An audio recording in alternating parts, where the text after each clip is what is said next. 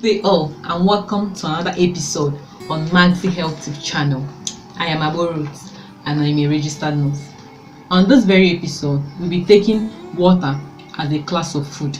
On our previous episode, we talked about healthy living, and water was mentioned as one of the things that promotes healthy lifestyle. So now we'll be expanding more on how water does promote healthy living.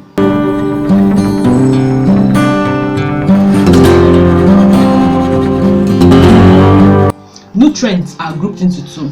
We have the micronutrients and the macronutrients, and water has been grouped as a macronutrient. Water makes up 3/4 of our body. Water is the body's transportation and sanitation system.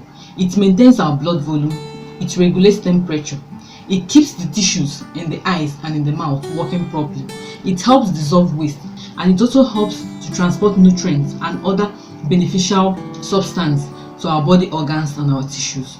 You could actually live for weeks without food, but only days without water.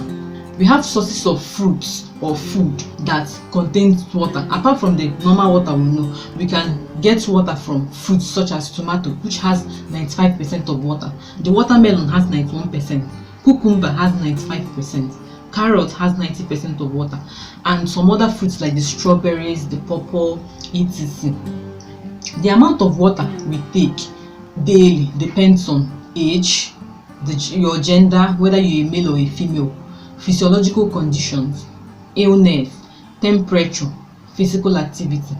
Gender, how does it depend on your gender? Male are known to have 60%, their body constitutes 60% of water because of the fact that they have less fat. So they are meant to take more water than female that have more body fat, and their body constitutes just 55% of water. Daily, men are supposed to consume 3.7 liters of water, while female are supposed to consume 2.7 liters of water. Physiological conditions such as lactation and pregnancy. Pregnant women are supposed to be consuming large amount of water than normal because of the fact that they require more blood, and water aids in increasing the amount of blood. Also, lactating women, they need large amount of water to keep the breast milk flowing.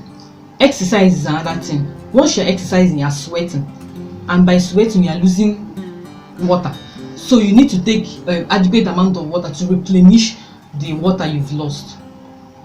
Another thing that depends, or another factor that affects the amount of water you take, is environment. Those that live in hot environments and high altitude places, it's required that they take large amount of water than normal because of the fact that they tend to sweat more.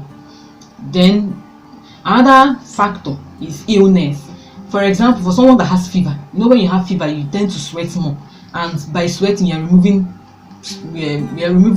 losing water, and the water needs to be replenished. Also, people that have diarrhea, that tend to stool and vomit, they also need to replenish the electrolyte and the water that has been lost, so they need to take more water. Then we also have characteristics of water. It's not just about taking water. You need to take a clean one to avoid or to prevent you falling ill and getting diseases caused by water, such as the diarrhea and the dysentery. So your water should be colorless, it should be tasteless, it should be free from microorganisms, and it should be odorless.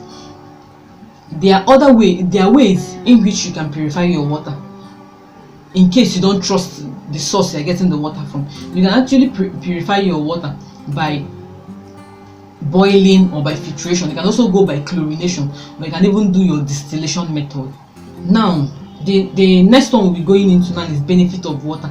Those things that will happen to you, the good things that will happen to you when you take adequate amount of water. The number one benefit you'll be taking is that it aids in digestion. How does it aid in digestion? Water is the main component of saliva, and you know that saliva contains mucus and enzymes. So these mucus and enzymes, you know that it's very important in digestion. They help in digestion actually. So when you take the right amount of water you're supposed to take, to help in production of saliva, which contains these enzymes and mucus that will aid in your digestion. The number two benefit is that it helps your kidney to stay healthier. Water helps your kidney remove waste from your blood.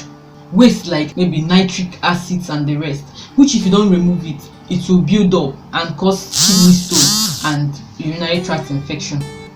Another benefit is water helps in increasing endurance. According to study, men's perception and sensitivity to pain are very high when they lack the right amount of water. So your sensitivity to pain will be very, very high. That means if nothing happened to you, you feel the pain when you don't take the large amount of water. That's what it means as water increases endurance. So when you take the right amount of water, you tend not to feel more pain. Another thing is that it gives you better look. Once you take the right amount of water, it will increase the blood flow to your skin, thereby making your skin look better. Then water also boosts energy because it's been studied and findings have been made that dehydration causes fatigue. So water helps in combating fatigue. The more you drink water, the more energetic you are. Water also helps in weight loss. When you take water with, let's take for instance you want to eat and you take water before eating, it will fill your stomach faster. Do you understand? Like it will occupy a large amount of your stomach, so that when you eat, you tend to be get filled faster, thereby consuming less quantity of food. Another thing water does is that it helps in excretion.